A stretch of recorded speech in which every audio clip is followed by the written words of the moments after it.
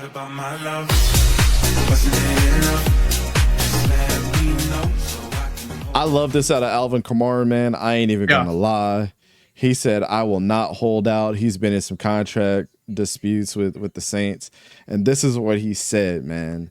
This is what he said. If it was his PR guy, I don't know. But this just came off like, I just want to play football, man. We'll figure everything else on the back end. He said to the media, I ain't stupid. I ain't going to give the money up. I'm trying to get some money, right? I was going to be here. It's no one that has a jersey on. I wouldn't even blame any coaches with what's going on with the contract issues right now. This happens all across the league. It's happened here. It's happened everywhere. People are trying to get contracts, trying to get paid. I'll be a fool despite my teammates because of a dispute I'm having with upstairs.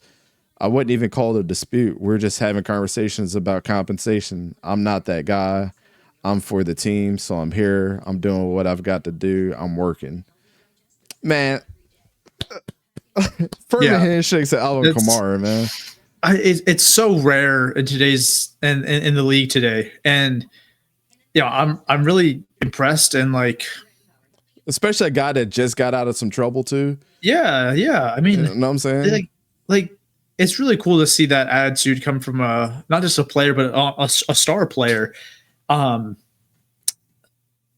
like if you're his teammate right now, like, man, like I respect that, right? Looking like at that, he realizes that he's not gonna put himself, in a financial trouble because it's like it's $50,000 for each day he misses, right? For a running back contract, like you don't want to miss out on any of that. But then for his teammates, right? He realizes that if he is selfishly skipping out on these practices, the days to get better, to bond with his teammates, he's not just sticking it to the front office, but he's screwing over the team. He's screwing over the other players who are putting in work, right? Because let's just say whenever you hold out and you're not there, and then you get your contract, you come back and you're out of shape. You're not used to everything, right? You have to get acclimated. You're behind, whatever your business scene. It's a detriment to your teammates and all the work they had to put in. So I'm really glad that he's doing this. And I mean, if you're a teammate of his, if you're a New Orleans Saint, you got to be elated right now with how he's approaching it, because he's being a class act, very thoughtful. And again, like, I don't know how many other guys are actually doing this. So, kudos to him, because that is just, you look at CeeDee Lamb, right? Like, he deserves to get paid. Absolutely. But I know he plans on taking the fines.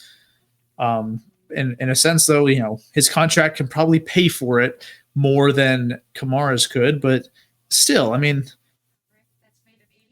good for Kamara. I really like the move, especially since no one else seems to be doing it. Alvin Kamara's jersey is on sale right now, and I've been thinking about buying his jersey for a while, and I'm about to put it in the cart, bro. I mean, I just needed one more good reason to like the dude. Like, Alvin Kamara has been one of my favorite running backs in the league, bar none. I think, he's never, he's hurt sometime, but he doesn't really miss all that much significant time.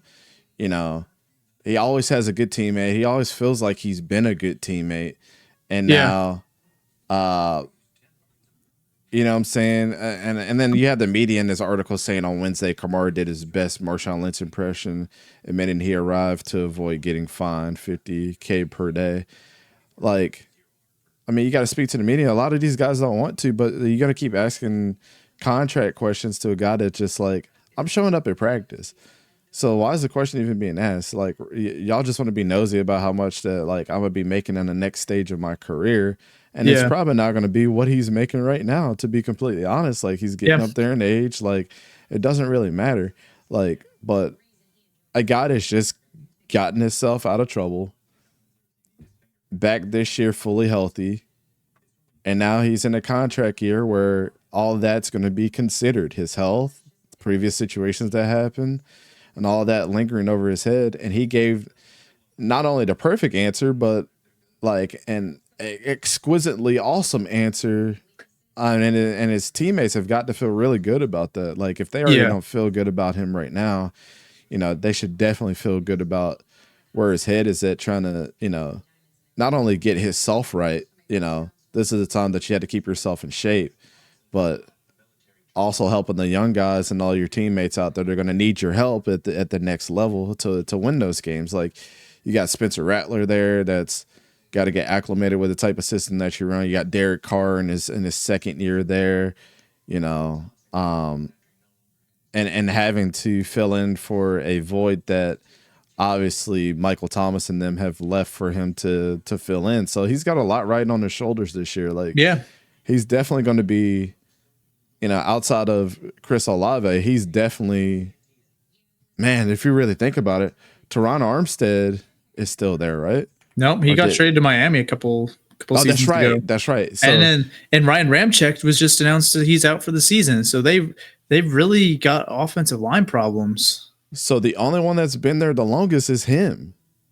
Yeah. Really and truly, he's the ultimate veteran on that offense. Like, he is the Saints offense. He is the number one guy. Absolutely. He's the number one captain. So, I mean, if you haven't earned yourself a captaincy this year, Kamara or Alvin, like, that's the answer. Definitely get you into consideration for having one of those next to Derek Carr, like, for sure. So yeah, I don't know, man. I just love this for, you know, I love this for him. That he, you know, I love this for his teammates. First of all, I love this for the organization that he came out and did this too. And it takes a little bit of pressure off of everybody that's surrounding this situation, knowing that you're in the building every single day. And then also your GM, like, all right, now we have a little bit more time to work out what we have to work out, but he's not going to be a detriment to the Saints organization either. So, Sarah says, my prediction is that Spencer Rattler would be the starting quarterback sometime this season. That's not a Super Bowl prediction. I mean, I think I can totally get down with that.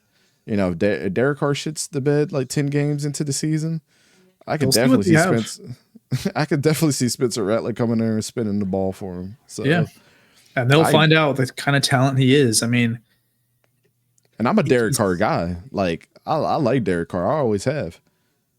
I think he gets, you know, as much hate as Kirk Cousins got, to be honest, or Dak Prescott, or, you know, whoever your favorite quarterback's favorite quarterback is. Like, you know, I just think that's how Derek Carr's career is going. But, you know, shout out to Alvin though.